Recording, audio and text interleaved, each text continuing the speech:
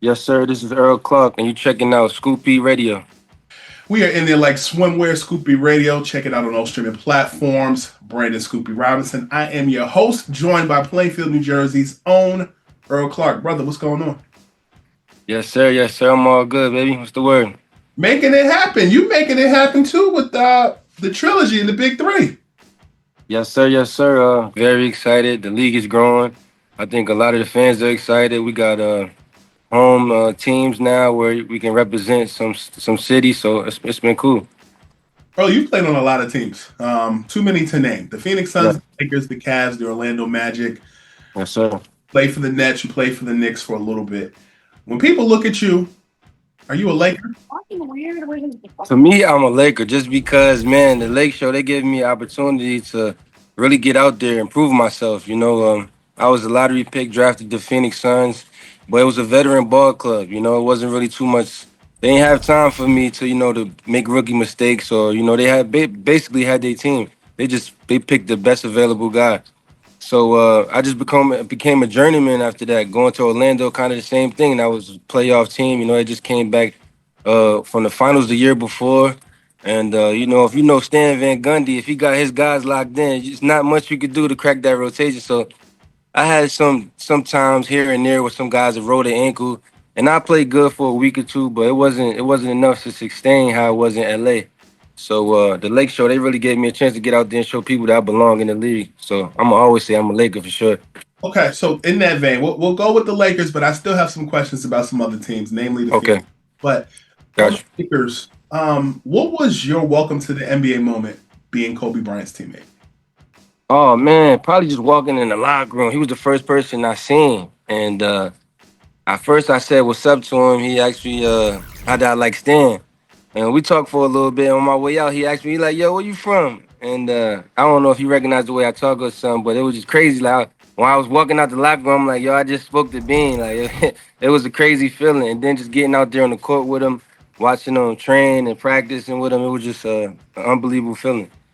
When you play, I mean, when I looked at your game, I felt like it was ahead of its time. I think it was a cross of any iteration of, you talk about Orlando, Paolo Banchero, you look at LeBron, Yeah, um, you look at Tim Thomas, you look at Al Harrington, you look at all those guys. Um, absolutely. how do you, and your skill set, going to Louisville, being the man in Jersey, how do you adjust your skill set to play with somebody like Kobe? I think it started from Louisville. I was in high school. I was a point guard. I was like, I wasn't the first because you got guys like Tim Thomas, guys, what I'm saying, that changed the game. That was tall, that could handle the ball, that had a lot of skill set.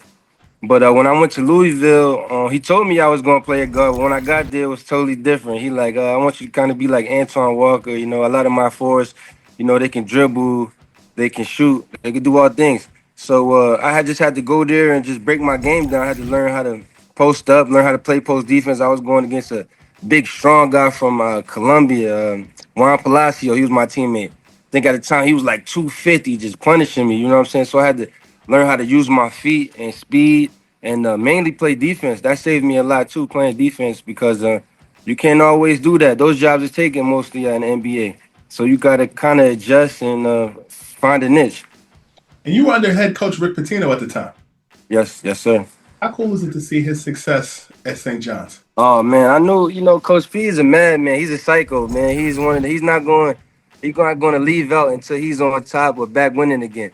So I know once he got to St. John's job, where his stage set up, where everything is back to normal, he's back in the top notch programs. He's gonna get kids to come there because he loved the game so much. He don't want to just go home, chill, and retire. He want to be in that gym, in those meetings, making his coaches run. Coach P, man, he just loved the game so much. I want to take it back to Phoenix because if I'm not mistaken, when you were drafted by Phoenix, Steve Nash was on that team, Sean Marion, Amar'e Stoudemire, Tim Thomas. I think that was that playoff run against the Lakers that year, correct? You were Yeah, but when I got there, that's when they switched things up. It was me. I was on the team with Jay Rich, uh, Jared Dudley, who else was Amari, Lou Armisen, Shannon Fry. That team, and that year we made it to and that's another where I seen how good Kobe was because I had the best seats in the house. I wasn't getting no minutes, so I'm just watching him just go crazy. Like, bro, this guy is amazing. It's different when you see it up close and then on TV. You know, so Yeah, and you were under head coach Mike D'Antoni at the time. no, I was D'Antoni a little bit in LA, but what's the name was the coach? Alvin Gentry. Yeah, Now we're on the same page. Okay. yeah, So to take a step back, Amar'e Stoudemire on that team, to me, that's the way bigs are playing now. yeah. And that year, my rookie year was one of his best seasons in the NBA. I think he averaged like 27. He was like behind Kobe in the Western Conference in scoring. He was killing. That's when the next year New York paid him and he ended up leaving. But I mean, he was playing all the minutes. I couldn't say nothing because he was killing, bro. Stat was going crazy that year. That told me that in today's NBA, Giannis reminds him of himself. Yeah. Do you see that or do you see someone else? Do I see Amari and Giannis? Yeah, I think as far as like on the drive, face up, willing their way to the rim. But I don't know if Amari got bigger hands, but something when he put it in that right hand in that claw, bro, it's like I feel like the Greek got more. He got more of a move, more of a skill set. And I think Amari, this later year, he developed a shot, mid range, and he just continued to get better. But I don't see him as much as a dynamic roller like Amari was. You know, catch and dunk right away. You know what I'm saying? But he obviously got bounced. But I think they kind of got different games, the way I see it. Fair enough. Okay, we talked about the Phoenix stuff. We talked about you being a Laker. I want to revert back to Orlando because you Yeah. brought Stan Van Gundy, and that was the Dwight Howard. Jameer was still there. Yes, sir. Turkoglu. Third. Yeah. Brandon Bash. Who else was there? I played with Big Baby there. Von Wafer. Quentin Richardson. Yeah, it was a good team. I've had conversations with guys in the '90s who played in Orlando. And what was there to do in downtime? More so during the Shaq era. I've also had that conversation with more modern guys like Tracy McGrady. And I guess you were playing in Orlando post Tracy and Yeah. right era. What did you guys do as a team, or even individually, to pass the time when you weren't playing basketball? That you could. Oh man, Orlando. As far as like camaraderie and guys really like hanging out, that was one of my closest teams. We used to go to Q Rich house a lot, man. This was before he was married. You know, we'd go over there, play cards, play video games all night, just talk with the guys. We used to go to David Buster's a lot too, meet there, get drinks, food, and just hang out. Even Dwight, he always used to invite us to his house. You know what I'm saying? He had a big crib. We go over there, play video games, chill in his house. So we hung out a lot in Orlando. That team was pretty close. Dwight Howard, to me, is getting his just due in a world where many people who are misunderstood don't get the Yes. honor of being a Hall of Famer until later in their career. Hmm. How cool is it to see Dwight get into the Hall of Fame? Man, it's great because Dwight, he's a good dude, man. Got a good heart. And he was a hell of a basketball player. You know, he did things that people just not doing. I don't think it's even leaving him off the 75 list is kind of insane. Like if you put his numbers up there, see what he have done, coming from high school, having a long career, dominating at one time. Even when I was on the team, like he was dominating, taking us to the playoffs, getting 40s and 20s. Like a lot of people didn't want to play against him. So I mean, how is he not a Hall of Famer? But it's politics and everything. You know what I'm saying? And we all going through our stuff. So I'm glad to see him. He get his just due, and he finally getting his flowers. Do you think he'll be in the NBA's top 100 list? For sure. I think that it's a conversation, and everybody's talking about it. And nowadays there's so many media outlets, so many breakdowns that with the numbers, I think they're gonna have to. That's real. Stan Van Gundy, you talked about playing under him. He played a lot of four guard lineups with Dwight at the five. Yeah. No, the situation in Orlando with Stan, I think Stan loved me. He liked me, but it was just for defense, man. And one thing that I do respect about Stan and other coaches, he's gonna tell you straight up, man. Even if it was Dwight, I played with some coaches that don't hold everybody accountable, and I don't think you can win like that. You could win some games, but I don't think you could win championships without even your best player. You should be able to go to him and tell him, "Hey, man, you messing up. You got to tighten up." So, if for instance, we play OKC, We playing Kevin Durant, so I'm starting this game. He gonna give me some minutes. I might score three straight, but as soon as KD come out, whatever the 3 minute mark or the first quarter, I'm coming out. And he like, yo, I know you rolling offensively, but I don't care. Like I need you for defense. I don't want you to get tired. And when he come in the game, I want you to come back. So for me, it's frustrating because I'm trying to grow in the league. I'm working on my game. I'm trying to do different things. I'm trying to, establish myself as a proven player. But in the NBA, it's all about jobs, man. That was my job, so I did it the best that I can. Played defense, and it just ended up working out. I just keep having to fight. How did playing for Stan Van Gundy prepare you to play for Mike D'Antoni? Man, two totally different guys. One care about defense, one don't. So it helped me on the offensive side, man, because D'Antoni run and gun, shoot threes. I was able to get closeouts, get a couple ISOs, when they double Kobe, and on the closeout. So it was perfect for me. It was just run and gun. I was able to play my game, and even D'Antoni, like I didn't have no resume when I went to LA. So it was like, what does he do? He played defense, all right, cool.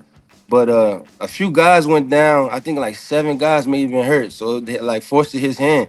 And I played so well that I ended up starting. So they total different people though. Stan, he's no nonsense guy. You going be in film for about 2-3 hours. You're going shoot around, gonna be taped. Like it's two different coaches. Your time in Cleveland, you played alongside Kyrie Irving, correct? Yes, sir. Early Kyrie like as his teammate. Man, Kyrie was just a young dog. Like he just was just amazing to watch to see how skill he was at that age. And I'm asking him questions like, "Yo, how you make those layups and how you?" And he just showing me how he practiced and put the time in. But he's another guy, just a basketball genius. I think he misunderstood. A lot of people don't get him or his ways. I think he like to do stuff on his own timing. He works well with doing stuff his own way, and I think I got that just from being around him. But Kyrie's a great player, man, a wizard. You've been teammates with Kyrie. You've also been teammates with Kobe. How are Yeah. they similar? How are they different? I think they similar with their work ethic and they love hoops, which meaning they're not just going to work out in the gym and go home. They're going to watch film. They're going to break down. Um, I think Kobe a little bit more psycho when it comes to winning. Like he can't lose too many games. You know what I'm saying? I'm not saying Kyrie a loser. He like losing, but I think it affected him more. I think Kobe is a more vocal leader. When I was with Kyrie, he was more young, just trying to establish himself. Get his deals, keep taking control of the team and keep building. He was the head of the snake. So I think that's the difference between them. Can you give me an example of when you saw Kobe lose his shit verbally or something he said or he did when he was Yeah. toxic? I mean, every day we competed in practice. I was on the white team, and me, E Banks, Jordan Hill, and they used to come off of back to back, but we didn't care about that shit. We trying to get some minutes, so we going at them, and of course Kobe gonna go hard every time, but it's a few guys, they tired, they tend to take days off. So one time in practice, we beat them a few games, and we talking smack, you know what I'm saying? And he just flipped, bro. He just ended practice, flipped the table. Telling everybody, yo, you gotta tighten up. We can't get better like this. And he just left. You know what I'm saying? But it's a lot of times he would just blow up, flip the table, and just leave, and practice is over. So Wow. Yeah, I've heard stories about Kobe just about his will to win, arguments with players or yeah, practice and like that's the thing that I think people get misunderstood about Kobe too. Is like I never been around him where he like been a super jerk or down talk his teammates. What he don't like is soft guys. So if you're not doing your job and he get on you and you shy away and you curl up, he not really gonna trust you to win basketball games. You know what I'm saying? He want to see who the dogs is. So when it's time to win and go out there and fight, he know, you know what I'm saying, who can be out there with him. that's real. That's real. Yeah. You played on the Knicks and you also played on the Nets. The Nets being in New Jersey and then moving to Brooklyn, the borough of Brooklyn, and of course the Knicks being a local team. Yeah. Which experience did you enjoy playing more, the Nets or the Knicks? I would say I'd probably say the Nets. I was there longer. I just came back from China. I was in the CBA. I signed with them a 10-day. Then I signed for the rest of the season. But I was just coming in trying to find my way. They had already had an established team. We made it to the playoffs. And then we lost to the Hawks in the first round. But it was a good team. Everybody was great. Joe Johnson, my man, Daddy Young was on the team. We in the same high school class, so I hung out with them a little bit. The Knicks, it was kind of different. It was kind of like an AAU team, man. Like some days we had practice, some days we won't. Like we was losing games. It was I think the coach, he was on his way out. It was Charles. I think, yeah, he was on his way out. But I had fun, man. I was on a team with JR. That's my man. Of course, being home. But I think they would just wanted the extra player. I didn't get too many minutes. I played, but not really. And it was short. It was like I think I did like 2 10 days with them. But it was great, man. My dad, he a Knicks fan, so it was great for him to bring him to the game. You have been teammates with just about everybody, future Hall of Famers, but your time in Cleveland and in your time with the Lakers, of course, you and LeBron never crossed paths. Never, man. I played with a lot of great players. I played against them. I talked to him one time. I was in Cleveland. I had a great game. And Mike Brown, he took me out for something. And I came back in the game. He's like, "Why you take you out? You the one that had it spread out, stretching the floor." And it was just a real moment for me. I was just like, "I know, man." But when I walked away, I'm like, "Bro, I just chopped it up with Brian. Like I'm out here playing with him. Then you got to check yourself and get back in mode. But it's just like severe moments like that. It's just priceless. And that was when he was in Miami and you were in Cleveland. Yeah, him, D Wade, bought that team. Yeah, At that point, was that a Cavs home game or was that a Heat home game? it was a Heat home game. He was in Miami. When you were in Cleveland and you were playing against LeBron's Heat, did you Mhm. ever get the sense back then that LeBron would one day come back to Cleveland, or did you feel like that relationship, based on how the fans were acting and your observation, that was irreparable? I think it was irreparable. I didn't see that coming. I mean, Miami, they were so good. It's Miami. You LeBron James, like it's your kingdom for real. So I thought he was going to stay there with D Wade for the rest of his career. I mean, but then as time went on, you start hearing the things about Pat Riley and the relationships, and things start going in the air. But at that moment, I'm thinking they're gonna try to get what 2 3 more championships. I feel like a lot of times people who come from New York or New Jersey and play ball, you're the number one media market in the world, and you get kind of complacent because you think this is the height of your career. Do you feel like you ever got comfortable being from Jersey and then going to Louisville and going to the league? At what point do you feel like you got put in the pressure cooker and you felt that you took your game up another notch? I think it's just like it's stages. It's like when I came from high school to Louisville, I really didn't know nothing. I was just a kid that just go outside and play 1 on 1 all day or play AAU. Like my high school, it's just a regular. It's not like a powerhouse. I was basically the coach. We did 3 man weave, and we played 5 on 5. Like you know what I'm saying? No breakdown. So I didn't know the concepts of boxing out and setting screens. So my first practices, he like, bro, this is not AAU. You can't just get the ball and just go crazy. Like you got to pass that, set a screen. You know what I'm saying? So I had to figure that out. I had to figure how to, figure out what Coach P wanted as far as like not just scoring the ball offensive or throwing dimes. I had to rebound, use my size, and play some defense. Then I get to the NBA to where it's like I'm on a veteran ball club. I'm not playing. I'm getting DNPs. I'm a lottery pick. I led rookies in 9 minutes played as a lottery pick, so it was like frustrating. So I had to just put my head down, stay in the gym, and just try to, get better. And anytime I get, you try to play well, even if it's 2 minutes. Because if you go out there and then you play bad, you just give them a reason to say, see, that's why I'm not playing them. So, and along the way, I had good teammates like Steve Nash, Amar'e, those guys, Jay Rich. They giving me words of encouragement, like, bro, you so good. It's just the timing. We love the work that you putting in. Just keep doing that. You're gonna find your way. So I think every situation I've been in, it's just been pressure for me to get better. Even with going to Europe, now the game is different. You got to show up all the way tip top in shape. Training camp ain't no working your way in shape. You got to get your mid range right because they can stay in the lane for longer than 3 seconds. You know what I'm saying? You got to learn how to live without your family. So I think it's just the different situations I was in forced me to grow as a basketball player and as a man.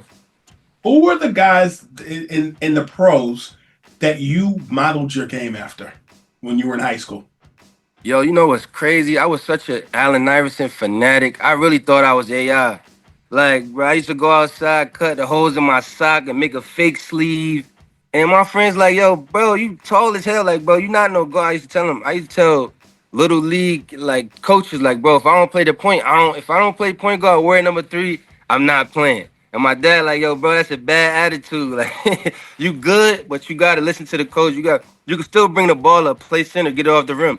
But I'll just pattern my game. I don't play like him, but in my mind, I did. You know what I'm saying? I watched T Mac. I watched Tim Thomas. I watched Kobe. I watched all those guys. But when I went outside to dribble that ball, I was out of nervous in my head. Who was the first, or I mean, even couple of local guys that you met when you were a child that you could kind of envision yourself being a player? Was there any players that you met along the way before you made it to the league? Yeah, absolutely. One of them was Andre Dabney. He was a guard for Plainfield High School. He was pretty good, and he played with my brother. And I used to go watch him have battles with Randy Floyd. Randy, another one. I used to be ninth grade going there playing pickup against him, and the Jewish YMCA with Sandy Pione, a little gym. You know what I'm saying? We go nine. I used to go there from 10 a.m. to 9:30 at night, just hooping with those guys, older, big, strong guards, and he used to give me a lot of advice. I'm trying to think who else. Look, Skip to my Lou.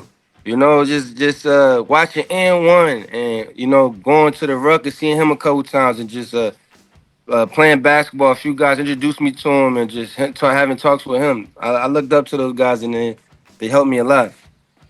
Last question. If you could pick your all-time starting 5 Jersey basketball players, who you playing with? Man, I'm gonna go. Man, that's so hard, yo. I'm gonna go Kyrie at the one. Man, cause there's so many greats, bro. Like that's even before my time. But I'm gonna go. I'm gonna go switch at the 2. Uh, mm, I play the 3. I'm gonna go. I'm gonna go. Um, I'm gonna go Cat at the 4. Man, I can't. 5 is too hard, and I'm gonna go Shaq. But leaving guys like Tim Thomas and bro, it's so many like great shooters and great. Yeah, that's a tough one. That's the 5. That's what I'm gonna do. So That's a who's lot of pressure though. so look, okay, so you got Kyrie, J.R. Smith, Yeah, yourself, Carl Towns, and Shaq. yeah. You 6 men. The 6 man. I'm gonna go with Nas Reed. Okay. All right. All right. Brother, you answer all my questions. Big 3. Check this guy out in a city and arena near you. Yes, sir. Brother, thank you for your time. Man, thank you. I appreciate it. Yes, sir.